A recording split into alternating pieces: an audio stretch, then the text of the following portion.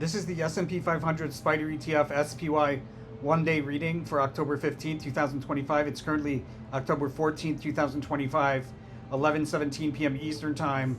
SPY at the time of this reading is $662.23. That's USD. And the shuffle video for the October 15th reading was created on August 4th, 2025. September 4th, 2025, 11:30 p.m. Eastern Time. That's this video right here. Guys, before we get into the hour by hours and the trades that we see for the day, I want to make sure you guys understand we're predicting the sequence of chart events. The timing is usually on point, but there are cases where you need to give a plus or minus an hour or two of wiggle room. That's why it's really helpful to be on the Discord. But at the most, you should check out on our public Discord. There's a channel called How to Trade ESO Meta Analysis Information. How to trade the ESO Meta way, right? There's specific rules to follow. That's on the free public Discord, so I highly recommend at least checking that out if you're planning on trading this stuff. And with that said, all you got to do is email us through the website or message us through the website tarotfortraders.com for the link if you can't find it online. All right, so let's get into it, guys. Yesterday was pretty solid. Here's an example of what I'm talking about, where we have a little bit of a, like, there was some wiggle room involved with this move to the downside, but we did speak about at the open yesterday. If you look at the reading for the 14th, we were talking about a decline to a key support level, at which point you could open up a long position and then close that long position around 1 o'clock. So pretty much nailed that trade.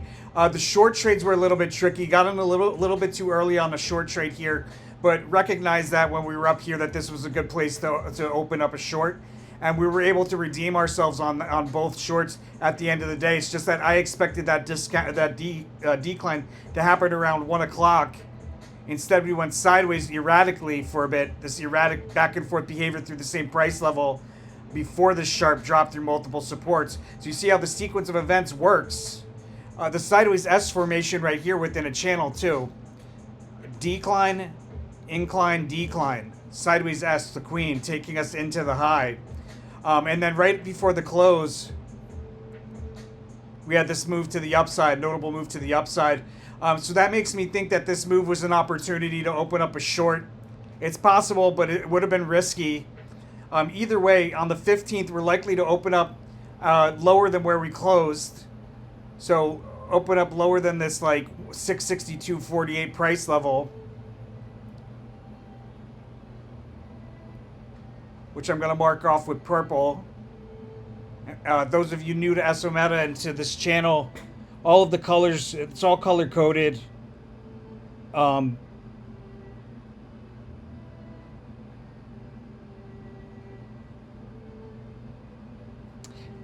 So like probably like right around here, 662.39, we should open below that.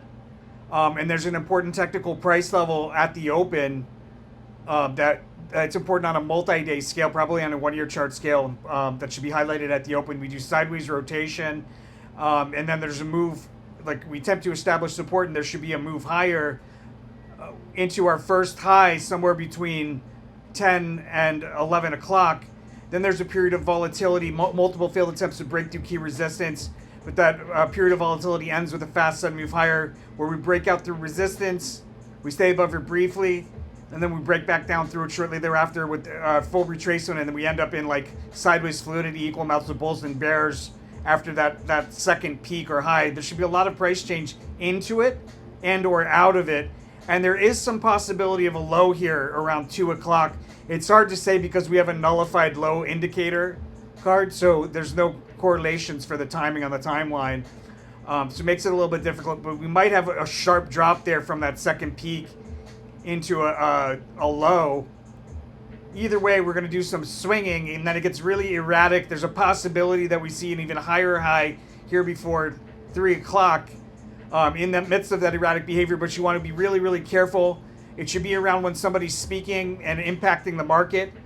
And it'll be a brief peak that's easily missed, followed by a decline through multiple support levels with the universal combined into it. So pretty sharp drop there. Again, you got to be careful about the timing. So what you're looking for is this important technical price level around the open. Our first high somewhere, between 10 and 11 most likely. Second high and a higher one somewhere between 12 and 2, probably closer to 1 o'clock.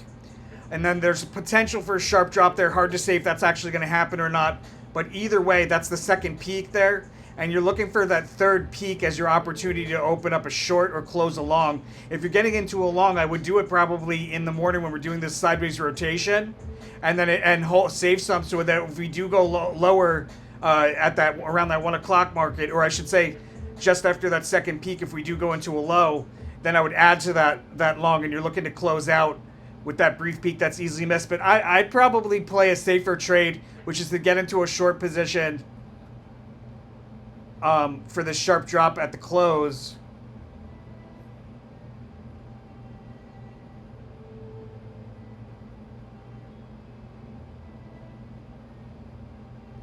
So when we look at it from the 1 month standpoint, we've got this ruin here indicating we want to be careful, some sort of temptation to do the wrong thing impulsively there. We're also in the sequence of events. We're at the Devil card. You can see on the 15th, we got the Devil card prominently at the high. There's really no strong correlation to either the Devil card or the Peace card. So this is kind of like a blend of the two cards. And then we've got the Peace card on the 17th, but really the Peace card. So we're somewhere like right around here. In other words, there's going to be a fake out with that Devil card. It's another thing I should point out. The Devil card in the high significator position. There's going to be some really tricky chart behavior, maybe making it look like we're going higher, or we have like this sharp drop out of it, making it look like we're the rally's over. Either way, I think if you're looking for a day trade, you open up a long here, close the long at that third peak.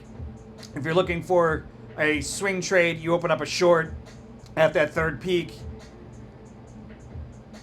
And you should be able to close it right at the open.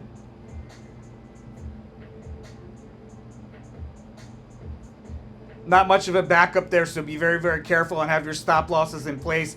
Guys, things like stop losses are something that you determine on your own with your own strategy using technical analysis and price levels, right? We're here to answer questions like if we're going to go through that price level or if we're going to turn around. But you've got to find those price levels, and put in your own, what do you find to be an effective stop loss. With that said, guys, thank you all so much for watching. We're getting into the reading for October 16th next. Much love and appreciation, everybody watching, and blessings to all my angel investors. Follow that Rule of Karma on the Resources tab, where you go to our website, Tarot for Traders, click on Resources. And 5% of all profits should be donated forward to one of these charities or a charity of your choosing, as long as you're paying 5% forward. And then 5% of the profit should be donated back to the channel through one of these links. It's a way to say gratitude. And when you're paying it forward, you're expressing gratitude, and you have a clear conscience. Those are key components of manifesting wealth, right? So make sure you spend that 90% out of love. Following those rules makes you an angel investor. I love you, angel investors out there. You give hope to humanity. And blessings again. I'll see you guys on the next one.